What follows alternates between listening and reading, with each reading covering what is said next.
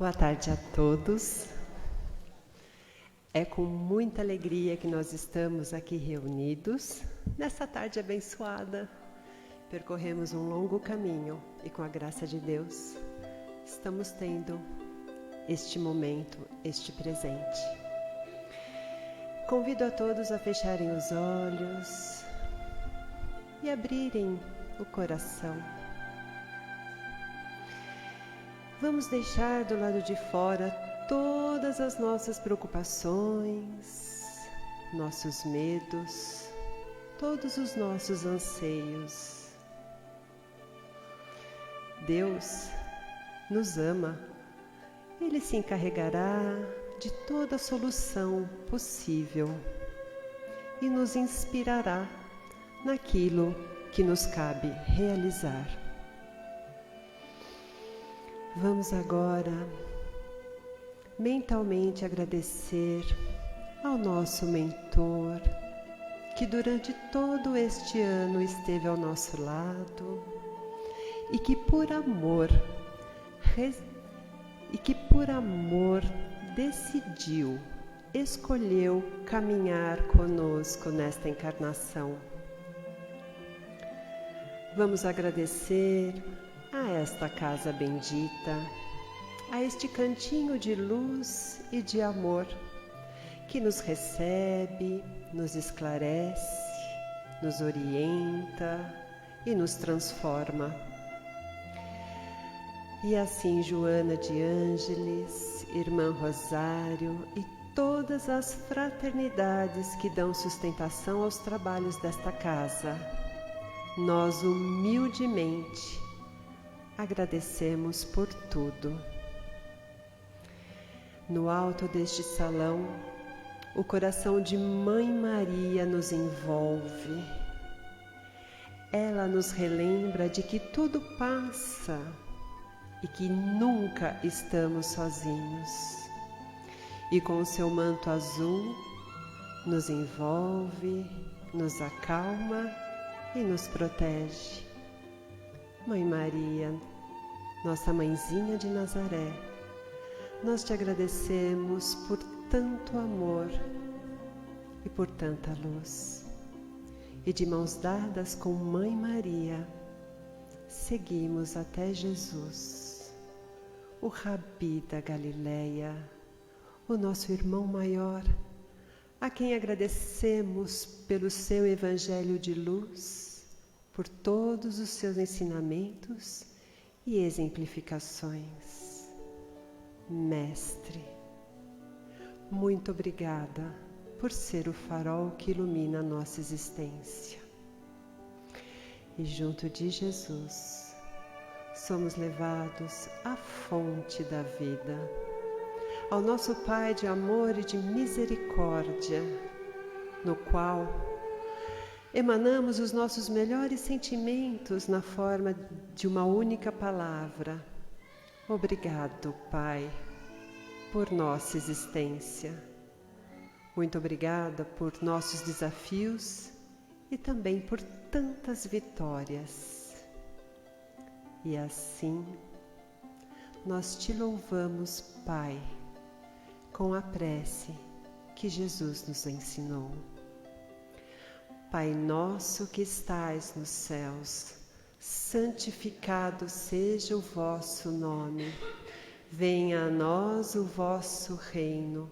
Seja feita a vossa vontade, assim na terra como no céu.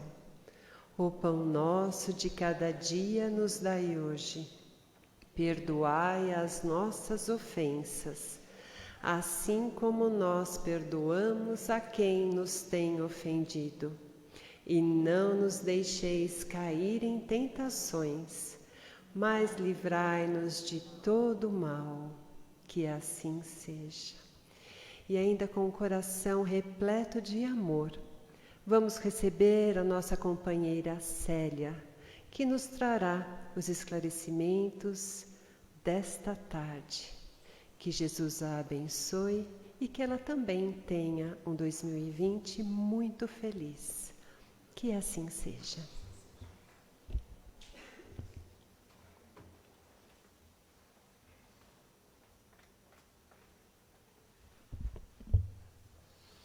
Amigos, boa tarde.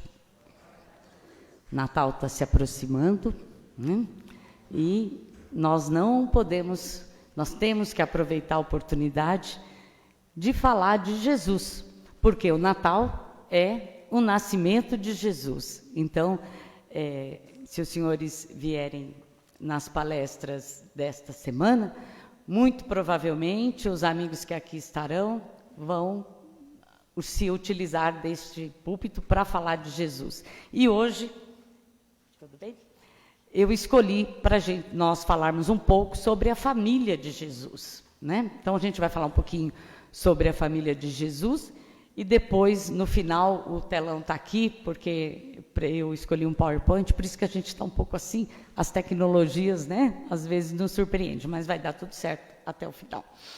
E para falar da família de Jesus, nós vamos iniciar falando de um personagem que muito me toca, que é José, o pai de Jesus. Está muito alto o som? Eu falo alto? José, o pai de Jesus. Se nós formos procurar na literatura e mesmo no Evangelho, o José, coitadinho, fica um pouco esquecido. Poucas vezes o Evangelho vai nos citar, vai nos relatar alguma das ações de José. Mas José foi muito importante na vinda de Jesus. Ele foi o pai de Jesus. Ele foi aquele homem a quem Jesus chamou de pai, né? Então José, quando José se uniu a Maria, e isso é historiográfico, né? Nos conta que José já era um senhor, né? Já era um homem, inclusive viúvo, né? A literatura espírita nos traz essas informações, que quando José foi se casar com Maria, que era uma jovenzinha, porque naquela época as meninas, né, se casavam muito jovens, José já tinha inclusive outros filhos quando se casou com Maria. E José, como eu disse, ele fica um pouquinho esquecido, mas José é muito importante. E quando eu me preparava para esta fala, eu encontrei uma página de Emmanuel no livro Levantar e Seguir, que eu vou pedir licença para os senhores para eu ler, que relata bem a figura de José e é de uma profundidade poética e de uma informação muito profunda. Então, Emmanuel nos diz assim, e o nome da página é José da Galileia. E projetando ele isto, eis que em sonho lhe apareceu um anjo do Senhor, dizendo: José, filho de Davi, não temas receber a Maria. E Emmanuel nos diz assim, que em geral, quando nos referimos aos vultos masculinos que se movimentam na tela gloriosa da missão de Jesus, atendemos para a precariedade dos seus companheiros, fixando quase sempre somente os derradeiros quadros de sua passagem no mundo. Porque quando que José foi muito importante para Jesus? Na chegada de Jesus. Foi José que acolheu, quando precisou, né, levar Jesus para longe de Herodes, foi José que estava ali. Então José foi muito importante na chegada de Jesus, né, na encarnação de Jesus no planeta, né? E quando o Evangelho, e Emmanuel fala que nós falamos muito de Simão Pedro, de Paulo de Tarso, né, figuras importantíssimas, mas se não fosse José, né, como que seria? Então vamos continuar. É preciso, porém, observar que a par de beneficiários ingratos, de ouvintes indiferentes, de perseguidores cruéis e de discípulos vacilantes, houve um homem integral que atendeu a Jesus, hipotecando-lhe o coração sem mácula e a consciência pura. Porque vamos combinar, eu tenho um amigo que diz assim, Jesus tinha muitos sócios, mas chegou no final ele ficou sozinho, né? Tinha lá todos os discípulos dele, mas na hora da cruz, quem ficou ao lado dele, aos pés da cruz? A mãe, aquelas mulheres que eram suas discípulas, e um amigo, que era João, né? José da Galileia foi um homem tão profundamente espiritual que seu vulto sublime escapa às análises limitadas de quem não pode prescindir do material humano para um serviço de definições. Já pensaste no cristianismo sem ele? Quando se fala excessivamente em falência das criaturas, recordemos que houve tempo em que Maria e o Cristo foram confiados pelas forças divinas a um homem. Entretanto, embora honrado pela solicitação de um anjo, nunca se vangloriou de dádiva tão alta. Não obstante, contemplas a sedução que Jesus exercia sobre os doutores, nunca abandonou a sua carpintaria. O mundo não tem outras notícias de suas atividades, senão aquelas de atender às ordenações humanas, cumprindo um édito de César, e as que nos mostram no templo e no lar, entre a adoração e o trabalho. Sem qualquer situação de evidência, deu a Jesus tudo quanto podia dar. A ele deve o cristianismo a porta da primeira hora, mas José passou no mundo dentro do divino silêncio de Deus. Não é bonito? Né? Então José foi aquele trabalhador que trabalhou no silêncio, na humildade. Porque José foi aquele pai, José e Maria eram judeus, e os costumes judeus diziam que o pai tinha que ensinar o seu ofício, a sua profissão ao seu filho. E José fez isso, embora sabendo de toda a magnitude da missão de Jesus, mas ele cumpriu rigorosamente o seu papel de pai. Então, quando nós ouvimos dizer que Deus trabalha em silêncio nas nossas vidas, né? José tem esta particularidade divina. José trabalhou em silêncio. Se nós formos imaginar, e o Evangelho nos traz, toda a situação que José, né, passou quando soube da gestação de Maria, toda aquela história que o Evangelho nos traz, José poderia ter abdicado, falar assim, deixa isso para lá, né? Não quero isso para mim. Mas não, ele honrou a Maria, esteve ali ao seu lado.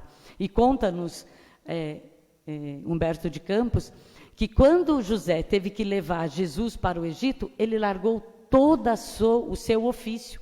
Porque José, no tempo, lá na Galileia, ele era mais que um carpinteiro, ele era um técnico mesmo, né? José tinha uma profissão e ele precisou deixar tudo para cuidar de Jesus. Então, José é um exemplo para nós, né, os pais, principalmente para os pais. José se dedicou a Jesus inteiramente, a Jesus e a Maria, porque nos conta a história que quando José se casou com Maria, ela era muito jovem, ela era uma menina. Maria tinha uma sensibilidade muito grande, então era até difícil para ele, né? Ele já tinha outros filhos, mas ele foi firme ali para manter aquela união, para resguardar Jesus, para resguardar Maria, e foi um exemplo, porque Jesus, como disse, ele não veio derrogar nenhuma das leis. Então Jesus se sujeitou a tudo. Jesus precisava de uma família para vir ao mundo, né? Mas não. Jesus não veio destruir a lei. Ele escolheu uma família para estar entre nós. Viveu no círculo e no âmago familiar até os seus 30 anos, né? Preparando a sua missão. Então, isso é muito bonito. Então, essa figura de José é uma figura que me toca muito profundamente, desde os tempos de católica, né?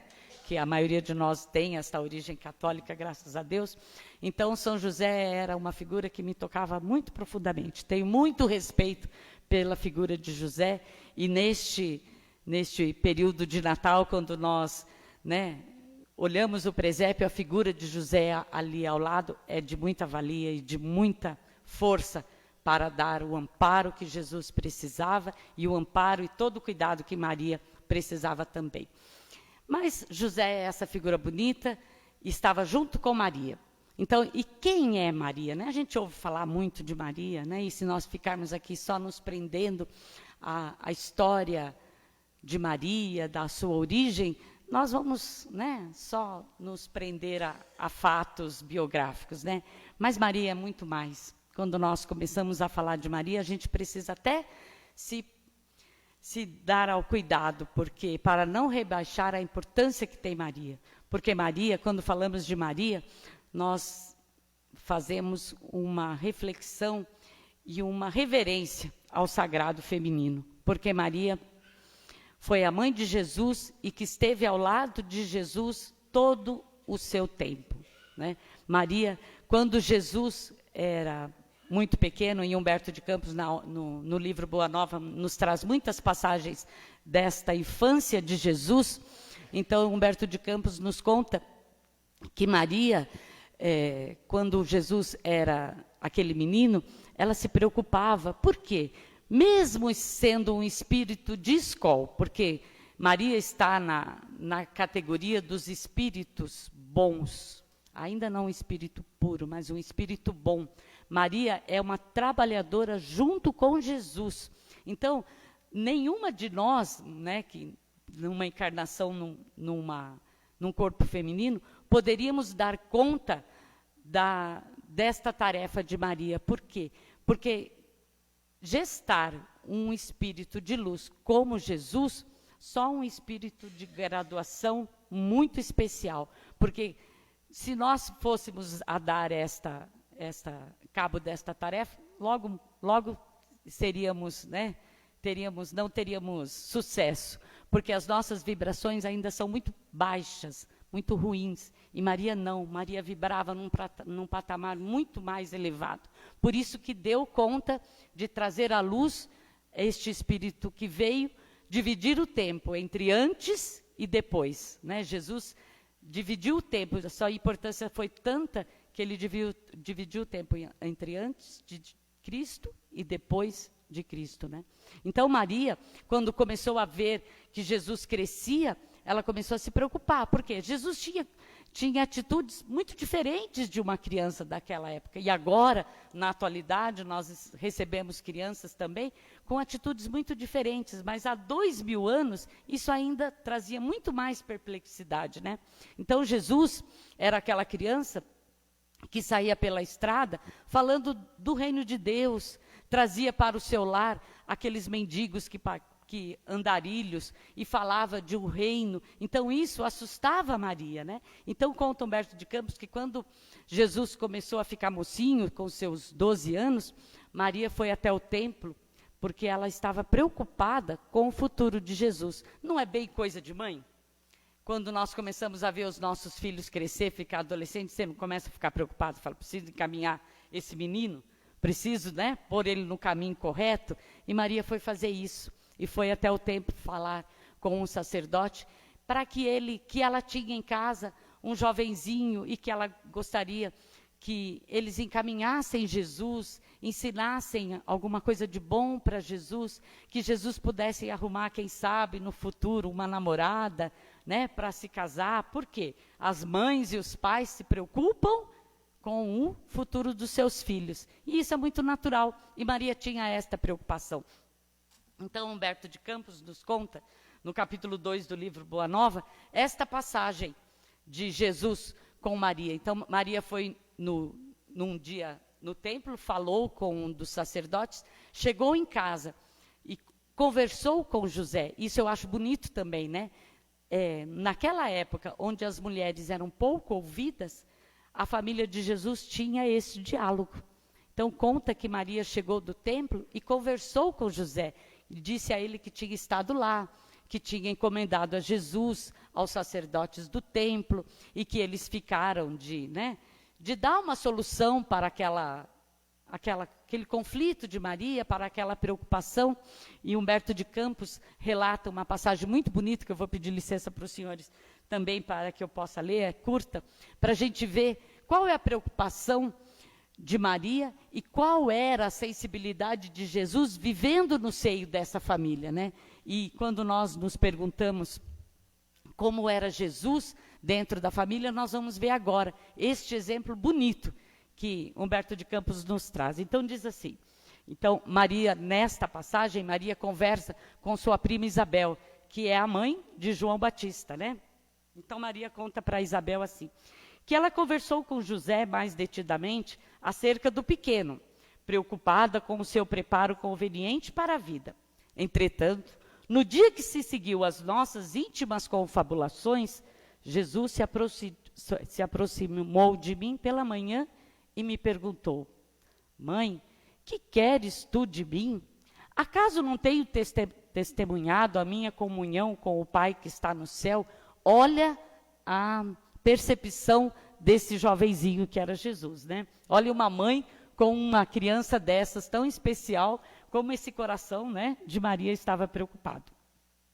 Aí Maria diz que ela ficou altamente surpreendida com aquela pergunta e disse para Jesus: Tenho cuidado por ti, meu filho. Reconheço que necessitas de um preparo melhor para a vida. Olha só, falando para Jesus, né? Qual era? Jesus já sabia de toda a sua tarefa, né? Mas eu fico imaginando o olhar doce de Jesus para Maria, dizendo: Mãe, eu já sei da minha tarefa, né? Mas que coração preocupado, né? Olha o que Jesus responde para Maria. Mas, como se estivesse em pleno conhecimento do que se passava em meu íntimo, disse Jesus: Mãe, toda preparação útil e generosa no mundo é preciosa. Entretanto, eu já estou com Deus. Meu Pai, porém, deseja de nós toda exemplificação que seja boa, e eu escolherei deste modo a escola melhor. Olha só Jesus. A gente pergunta: o que Jesus fez dos 12 aos 30 anos? A gente vai descobrir agora. No mesmo dia, embora soubesse das belas promessas que os doutores do templo fizeram na sua presença a seu respeito, aquela vez que Jesus se desviou do caminho de Jerusalém, naquela caravana, e foi para o templo, naquele dia os doutores do templo já viram em Jesus todo o seu futuro e já disseram para ele que ele tinha uma missão muito importante. Então Jesus também já sabia, mas independente disso, né, olha, no mesmo dia, embora soubesse das belas promessas que os doutores do templo fizeram na sua presença ao seu respeito, Jesus aproximou-se de José e lhe pediu com humildade que o admitisse em seus trabalhos. Desde então, como se nos quisesse ensinar que a melhor escola para Deus é a do lar e do esforço próprio, concluiu a palavra materna com singeleza. Ele aperfeiçoou as madeiras da oficina, empunha o martelo e a enxó, enchendo a casa de ânimo com sua doce alegria.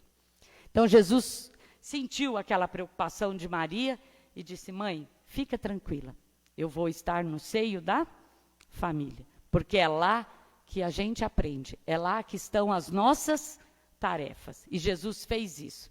E ele teve José como o seu mestre, trabalhou junto com o pai na carpintaria, se preparando para a sua missão, que era grandiosa, mas que tudo a seu tempo, né? Então, falar da família de Jesus, a gente precisa ter um cuidado para não nos apequenarmos, né? Mas o que eu queria deixar é assim: esta beleza, esta grandiosidade deste amor familiar, deste respeito que tem em José e Maria e nos outros irmãos de Jesus, o alicerce que Jesus precisou, ou que ele fez uso para depois poder sair e fazer a sua tarefa tão grandiosa como é, e que, como eu disse, separou o tempo, né? Então Jesus teve esta família, a importância da família. Na atualidade a gente diz, né, que as famílias estão desestruturadas. Não estão, não, né? Porque quando o sapato aperta, é lá na nossa casa que a gente vai buscar o socorro, o auxílio, o ombro amigo para as nossas dores e as soluções para os nossos problemas, né? Então agora, sem me estender muito, eu queria falar um pouquinho da data que se aproxima, que é o Natal, né? Então o Natal está aí, batendo a nossa porta, o trânsito já está, né? Eu vindo para cá de um compromisso, vim orando: meu Deus, abre os caminhos para eu poder chegar na hora, porque tem carro, não sei de onde sai tanto carro, né? Eu vim orando: meu Deus, abre os caminhos que eu preciso chegar, mas eu vim muito rapidamente, né? Então consegui chegar a tempo. Mas é isso. E o 25 de dezembro está se aproximando e a gente comemora o nascimento de Jesus, o Natal. Todos nós temos um dia de Natal, que é o dia que a gente nasceu, né? Que viemos a esse mundo, com a graça de Deus. Mas nós sabemos também que Jesus não nasceu no dia 25 de dezembro. O dia 25 de dezembro é uma convenção Então, é toda uma história aí de um calendário, de um papa que precisava pôr 2 meses a mais no calendário para agradar 2 reis lá, 2, né? Então, acabou pondo julho e agosto, tanto que quando nós vamos observar o calendário, julho e agosto tem 31 dias, que era para não desagradar esses 2 reis, por isso que fevereiro ficou com 28 dias, então é toda uma convenção. Mas e por que se convencionou que Jesus nasceu no dia 25 de dezembro? Porque lá na Europa, no dia 22, é o solstício de inverno, não é isso? E que lá em Roma tinham 3 dias de grande festança. E no dia 25, eles comemoravam a festa do sol, né? Então, e Jesus, o que é Jesus para nós? É o sol da nossa vida, né? Então, Jesus nasceu, então ficou-se convencionado que Jesus nasceu no dia 25 de dezembro, a igreja colocou isso, e é muito bom também, porque já culmina com o final do ano, né? E tudo vira uma grande festa. E tem que ser uma grande festa mesmo. E a espiritualidade maior nos diz que nesta época do Natal, a terra fica muito iluminada. É um dos momentos do ano mais propícios, que a espiritualidade se utiliza com maior facilidade das nossas vibrações para os grandes trabalhos de socorro. Conta-nos a espiritualidade que é nesta época de Natal que Maria, com toda a sua legião de trabalhadores, vem socorrer aqueles nossos irmãos suicidas, aquelas pessoas que sofrem. Tantas são as vibrações de amor, de fraternidade, de alegria, que nós conseguimos transmitir no Natal. Diferente do Carnaval, não tenho nada contra o Carnaval, mas o Carnaval é uma festa mais difícil. Diferente do Natal, quando no Natal todo mundo às vezes fala, mas lá na minha família a gente briga o ano todo, mas na ceia e no Natal está todo mundo junto. É igual em toda casa, nós somos família, mas tem que ser assim. E mesmo que sejam essas vibrações, a espiritualidade precisa dessas vibrações, né? Então, nós ouvimos falar muito, o Natal é um comércio, porque tem um Papai Noel, esquece que é Jesus que faz o aniversariante. Pode até ser que tenha, né, esses nossos irmãos, mas nós, como espíritas, já não vibramos mais nesta condição. Sem nenhum problema, adoro Papai Noel, adoro ceia de Natal, adoro almoço de Natal, adoro presente de Natal, adoro. Acho que isso faz bem. Então, e o importante é o que nós colocamos, qual a vibração que nós colocamos nessas atividades, nestas ações, né, para que isso ocorra. Quando nós ofertamos um presente a um familiar, um amigo, o que de bom nós entregamos naquele presente, mesmo que simples. Eu venho agora de uma confraternização no local de trabalho. Que delícia ver as amigas confraternizar. É muito bom. Eu acho que a espiritualidade precisa, e nós temos que nos dar o direito de nos alegrar nessas datas, né? E quando a gente fala, mas é muito comércio, não está certo, mas vamos ver o quanto de bom também se faz nesta época, o quanto que as pessoas se esforçam, e nós espíritas, com a graça de Deus, praticamos a caridade o ano todo, e nesta época de final de ano, nós nos esforçamos ainda mais, porque a gente se preocupa que as sacolinhas precisam estar bem feitas, que a cesta de Natal precisa estar mais caprichada, que o sopão que vai para a rua tem que ter coisa mais gostosa. Isso faz parte. Nós não vamos resolver o problema do mundo todo, mas nós temos que dar o nosso melhor. Então, quando nós doamos aquela sacolinha, quando nós convidamos aquele parente difícil para estar conosco no almoço de Natal, na ceia de Natal, quando nós lembramos de dar um telefonema para aquele parente que a gente não vê, ou para aquela amiga que está passando por um momento difícil, isso é importante, isso faz parte, isto é Natal, isto é lembrar de Jesus, isto é praticar a caridade. E Não que seja, nós ainda só conseguimos às vezes fazer com mais afinco nesta época, que bom, já começamos. E agora nós devemos continuar.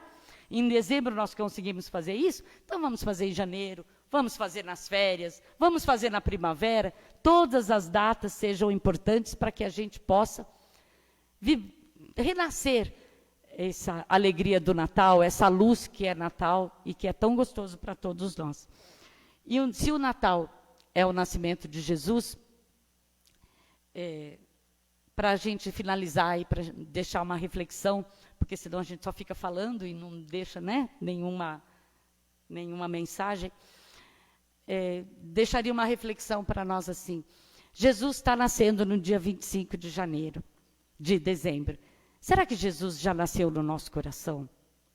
Será que eu já tenho Jesus como meu modelo e guia, como diz a pergunta 625 do Livro dos Espíritos? Quem é o nosso maior modelo que deixou para nós aí o Espírito Verdade? Vede Jesus, Ele é o seu modelo e guia. Então, a minha reflexão para encerrar essa minha fala é: vamos refletir, será que eu já trouxe Jesus? Será que Jesus já nasceu na minha vida? Será que eu tenho essa intimidade com Jesus? Será que eu partilho com Jesus as minhas alegrias e as minhas dificuldades? Será que eu entrego para Jesus? Quando eu já não dou conta, eu falo: olha, amigo, me ajuda aí que a carga está difícil, agora é contigo. Dá uma força, me mostre a luz. Será que eu abro meu coração para ouvir o que Jesus, né? Porque ele disse: eu sou o caminho, a verdade e a vida. Ninguém vai ao Pai senão por mim, né? Então, Jesus é o caminho, Ele é o nosso amigo, Ele é o nosso companheiro, é o nosso modelo. Então, agora eu queria pedir licença para os senhores, eu vou passar um PowerPoint de várias figuras do Evangelho e do cristianismo que relatam qual foi o momento particular de cada um quando eles encontraram Jesus. Cada uma dessas figuras encontrou Jesus em um momento. E quando Jesus... eu tenho um amigo que diz assim, quando a gente vai, parece que a gente não dá mais. Quando está chegando no fim, Jesus aparece para nos auxiliar, porque Ele quer que nós tenhamos a glória da conquista. Se nós clamássemos a Jesus e Ele aparecesse logo, aí, né, nós não teríamos aquele gosto de ter batalhado. Então, quando parece que a coisa você já está entregando, pode ter certeza que está chegando no final e Jesus vai dar a solução daquilo que a gente precisa, merece e necessita. Então, vou tentar aqui fazer funcionar essa tecnologia. Então, o nome da mensagem é Onde Nasceu Jesus. Então, diz assim: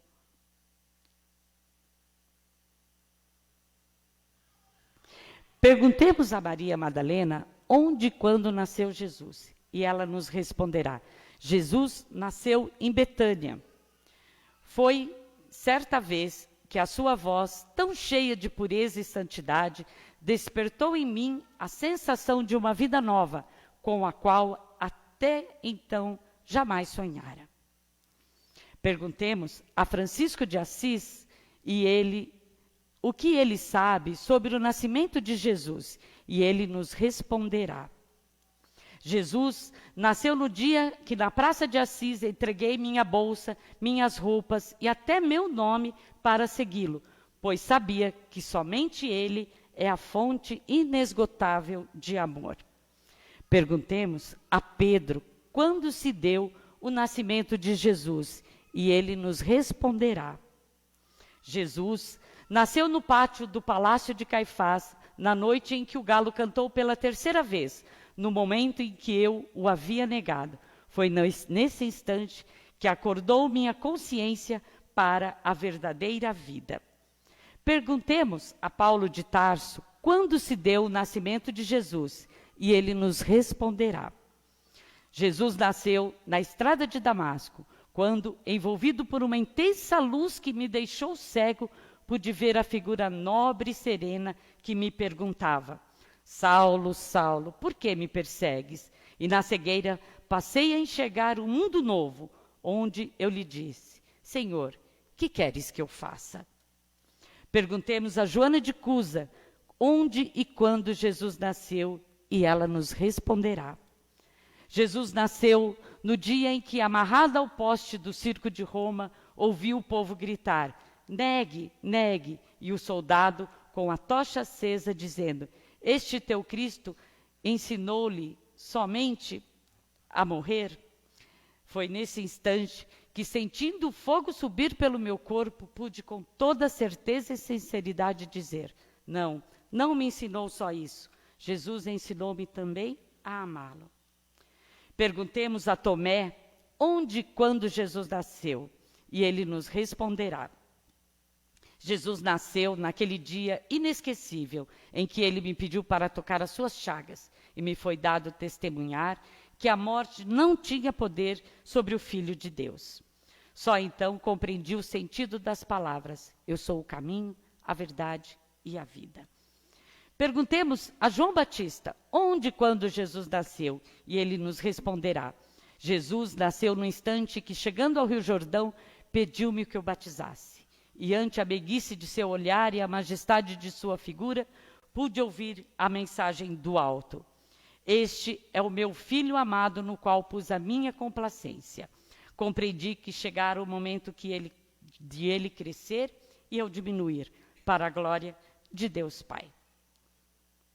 Perguntemos a Lázaro onde e quando Jesus nasceu, e ele nos responderá. Jesus nasceu em Betânia na tarde em que visitou o meu túmulo e disse: Lázaro, levanta. Neste momento compreendi finalmente que ele era a ressurreição e a vida. Perguntemos a Judas onde e quando Jesus nasceu, e ele nos responderá. Jesus nasceu no instante em que eu assisti ao seu julgamento e à sua condenação. Compreendi que Jesus estava acima de todos os tesouros terrenos. Perguntemos finalmente a Maria de Nazaré onde e quando Jesus nasceu, e ela responderá. Jesus nasceu em Belém sob as estrelas, que eram focos de luzes guiando os pastores e suas ovelhas ao berço de palha. Foi quando o segurei em meus braços pela primeira vez e senti se cumprir a promessa de um novo tempo através daquele menino que Deus enviara ao mundo para ensinar aos homens a lei maior do amor. E para nós, quando Jesus nasceu? Deixai o menino Deus nascer em seu coração neste dia, que ele venha trazer amor e paz a nós que experimentamos viver a lei maior do amor.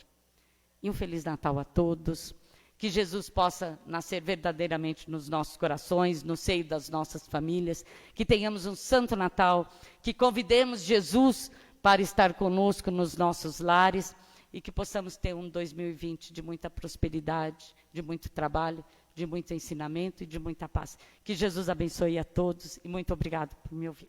Muito obrigada.